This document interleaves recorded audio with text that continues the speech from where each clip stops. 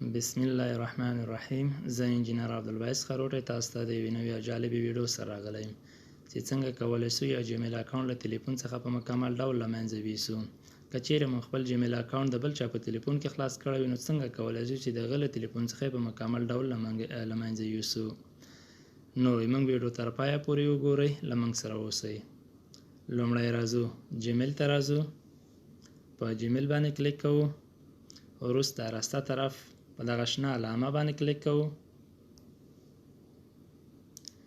راځو ښکته راسو په manage account on this device باندې کلیک کوو، وروسته هغه جیمیل اکاونټ چې موږ غواړو له منځه یوسو په هغه باندې کلیک کوو. مخکې له دې چې موږ په ریموو اکاونټ باندې کلیک کوو، راځو ښکته سینک اکاونټ باندې کلیک کوو.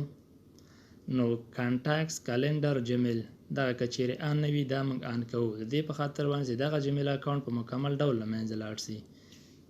بیرته راځو بک ځو، په ریموو اکاونټ باندې کلیک کوو، ریموو اکاونټ. نو دغه جیمیل اکاونټ په مکمل ډول له موږ څخه له منځه ولاړ. نو که چیرې زموږ ویډیو خوښه سوي وي نو زموږ ویډیو لایک، کومنټ او زموږ چینل سبسکرایب کړئ.